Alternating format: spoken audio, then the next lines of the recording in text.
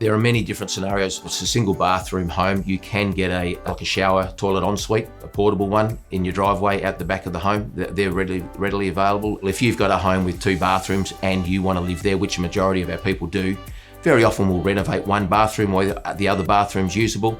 Start the second bathroom as a second phase. If we're doing a multi-room renovation, we're talking kitchen, laundry, 2 bathrooms, we can still do, say, the kitchen and a bathroom, get those done, and then start the other bathroom second and potentially the laundry. We can vary what we do.